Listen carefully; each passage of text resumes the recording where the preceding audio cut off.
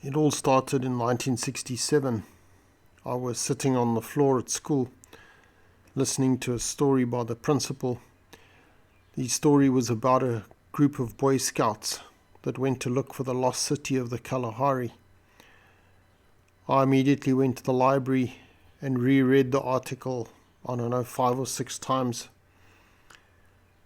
And then many years later, it sort of came back, and I thought, well, why don't you go and do this?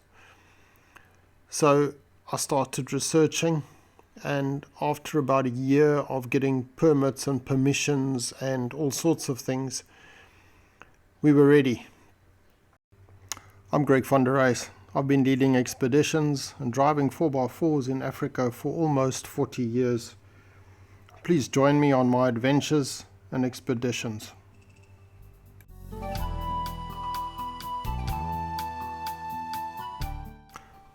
All research on the lost city of the Kalahari pointed to an American scientist, Mr. G.A. Farini. Farini had traveled to Africa looking for diamonds and to get scientific samples which he was going to contribute to various museums and societies in Europe. He returned with animal skins, reptiles, bulbs, seeds, and poisons. These were given to Kew Gardens and other museums in London, and it was there that he spoke about the lost city of the Kalahari for the first time. After the sandstorm, he came out from under his wagon or under his tarpaulin, and there was a city in ruins in front of him. This became known as the lost city of the Kalahari. At first it was deemed to be a missing link in the history of Africa, and they thought it could be linked to the Zimbabwe ruins or other ruins. And there were a number of expeditions to go and look for the lost city of the Kalahari. Farini reported the lost city to the Royal Geographic Society of England on the 8th of March in 1886, and he reported it to the Berlin Geographical Society on the 7th of November in 1885. In 1956, there was an expedition led by Major D.C. Fowler, and he went to go and look for the lost city but never found it.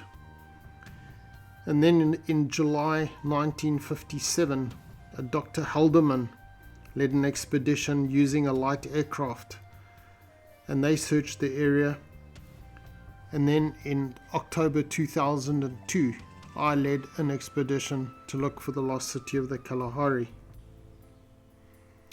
After Farini reported his sightings in 1885, people have disputed it, saying that it's a half-buried ruin, it's just a pile of rocks, it's in a lone and desolate spot, and people are imagining things.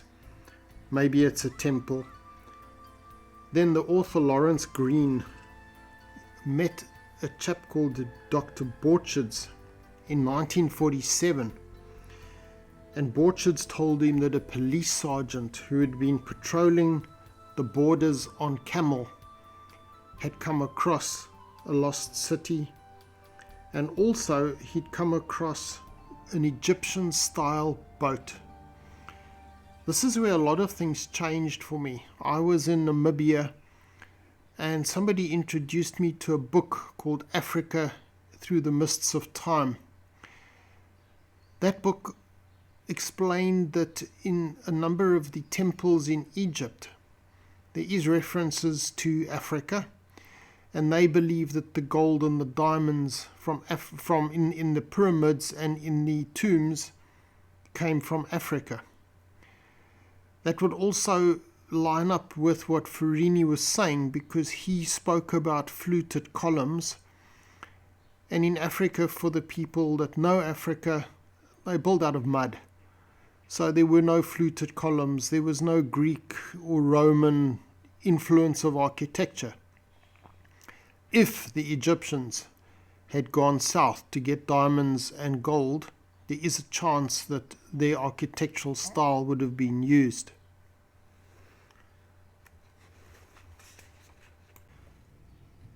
The rivers around the Kalahari, they are dry now, but they used to flow south from Lake Ngami to join the Orange River, which is the river that is the border between South Africa and Namibia. And a local magazine called Farmers Weekly in July 1956 reported that the rivers had been swallowed by sand, and they also reported that there was a boat. If we take a step back a little bit, there were reports of skeletons of Bushman-like people being found in the Nile Valley in Egypt, dating back 12 to 14,000 years. So if the Egyptians had traveled to southern Africa to get gold and diamonds, the indigenous people were Bushmen or Khoi and San.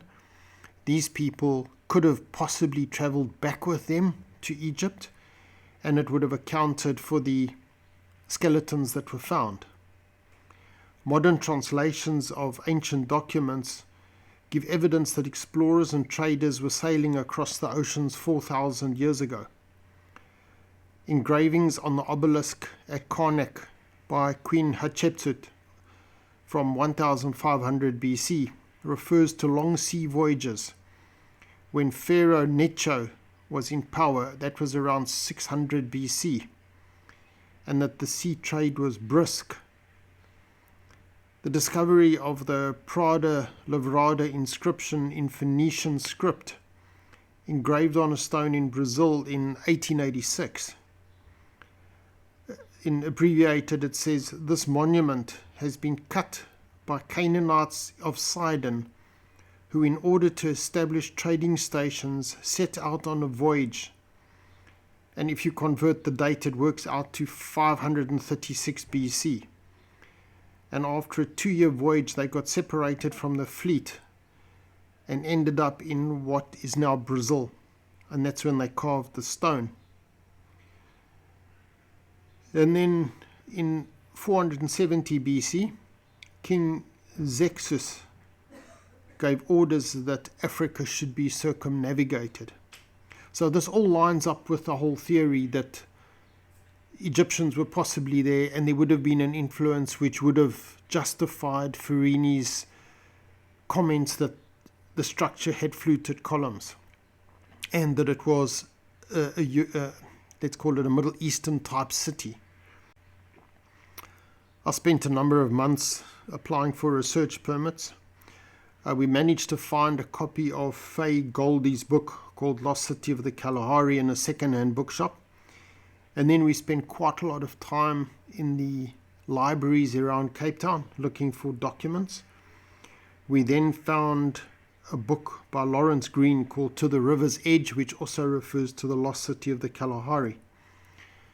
Once I put this together, a film crew from a TV station decided to join us. The film was never put onto the circuit, but we had a film crew and they had their own vehicle, and the whole expedition was filmed professionally.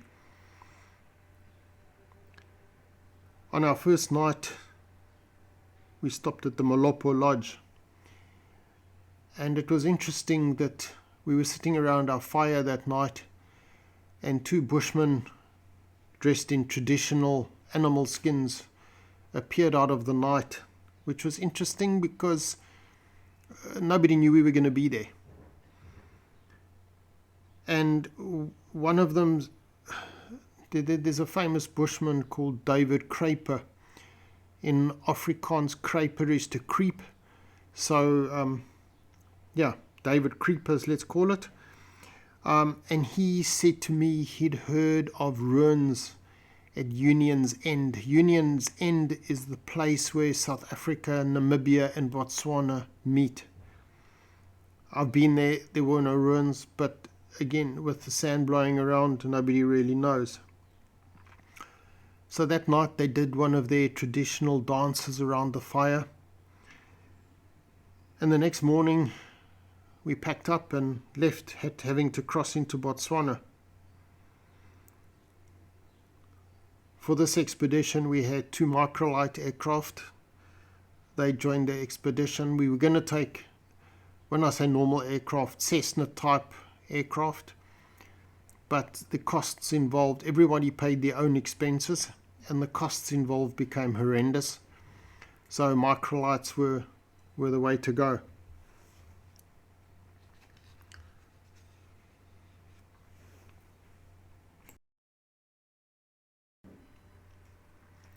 Once we'd crossed into Botswana, we drove as far as we could, and it was getting dark.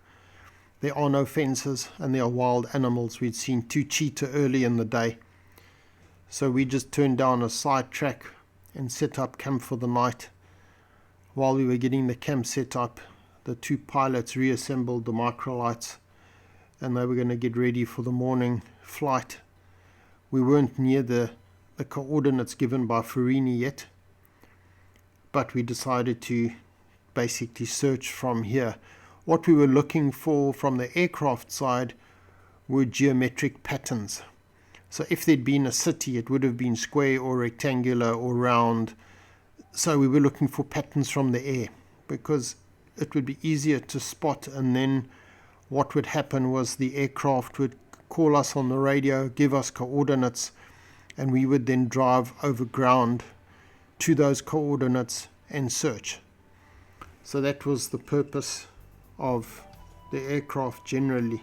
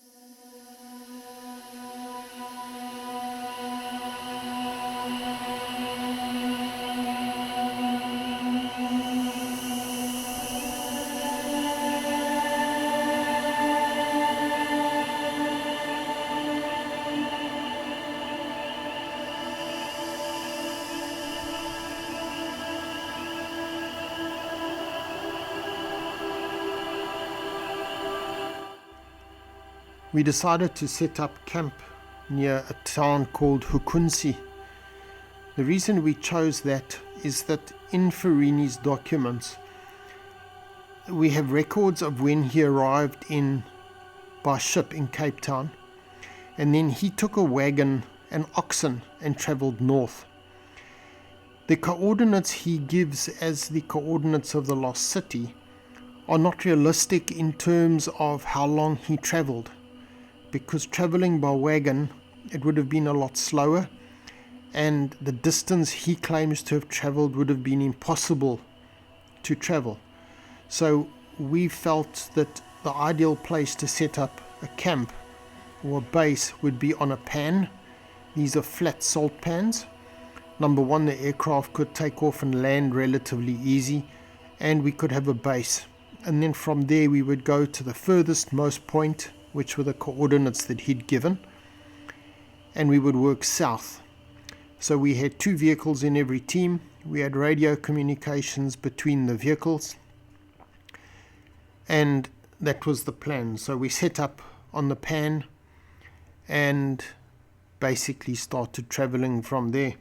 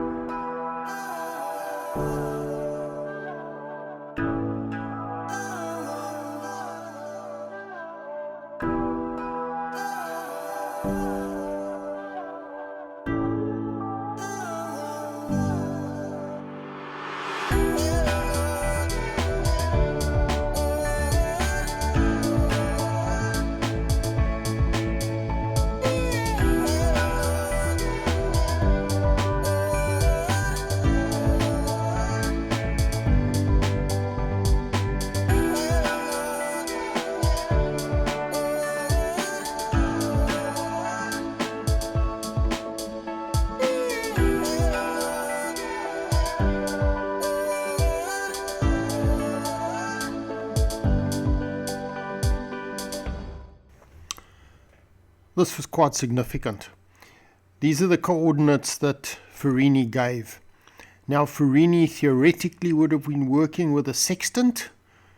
It wasn't like there were survey points and theodolites that he could have used at that stage. So he probably would have used a sextant and tried to determine his latitude and longitude with a sextant. So those were the coordinates where he said he found the lost city. So we traveled, I think it was day 3 or day 4. We traveled to these coordinates and we planted a little flag just to commemorate the fact that we were there.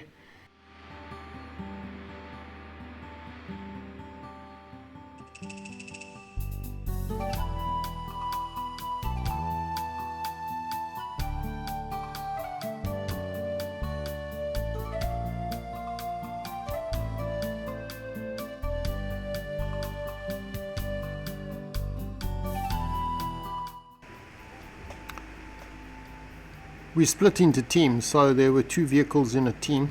Basically, in terms of redundancy, so if a vehicle broke, there would be somebody to get them back. The distances were huge. Some days you would drive 100 kilometers or maybe further in each direction. So you couldn't really walk back, and as I said, there were lions. So where we were, there was a small group of us that went to the coordinates that Farini had given. And from there we went back south and then split into groups again. What you see here is the film crew. They managed to get themselves stuck into an aardvark hole. Aardvark dig holes and you don't always see them, and as you drive over you just collapse. So this vehicle was kindly lent to us to use for the film crew, and I think they had a ball as well.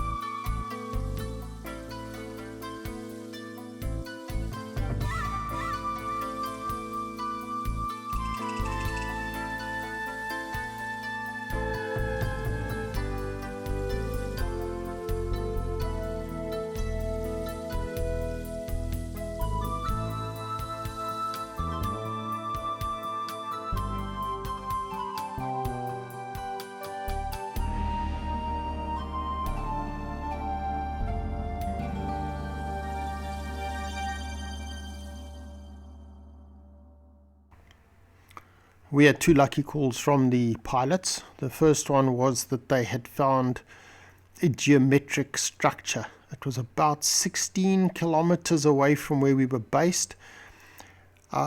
Keeping in mind this is bush, it's Africa, there's no roads, there's the odd track here and there, so you're driving through bush. We'd had lots of punches by now, and eventually we got to the pan where they'd found the geometric structure. And it appeared that the structure was just bushes that had been, thorn bushes, that had been planted in big rectangles. The reason for that is that there's no fences, there are lions, there are cheetah, there are animals. So the thorn bushes would have contained the animals, their domestic animals, and also protected them against the lions. So that was the one. There was no city. There was a second one where there was a well. So in the middle of the pan, somebody had dug a well, but there was nothing else in the area. There were no walls, there was nothing. And then one of the guys, or one of the teams driving their vehicles, came across an old fish trap, which is your typical V-shaped fish trap that the fish would swim through and couldn't get out. But again, it wasn't part of the lost city, and it would have been quite strange because it's not tidal, it's rivers, it's fresh water. Anyway, we took off again and carried on looking.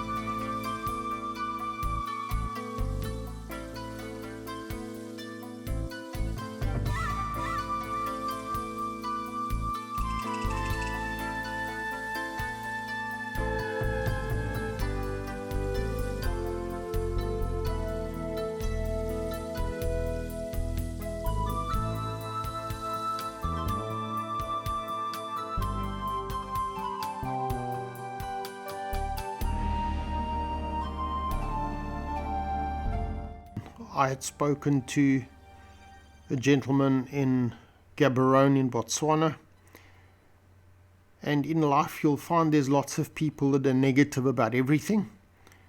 And this gentleman, a well-known author, said to me, it's only there's just blocks of rock, it's an outcrop of rocks, there was no city.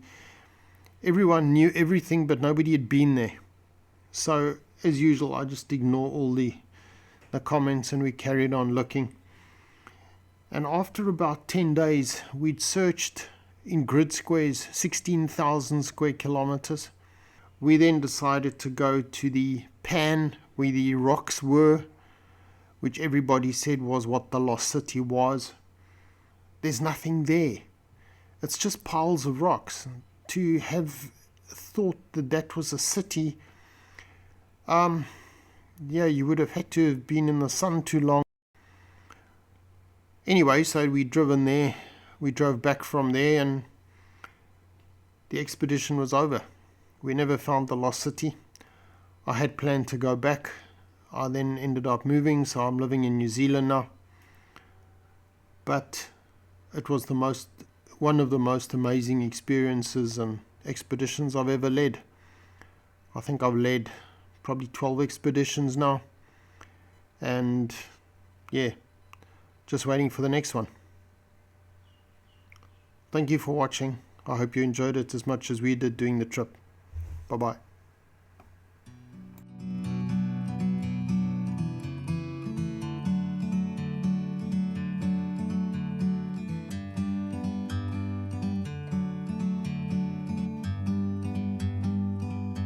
Like a bird on a tree, I'm just sitting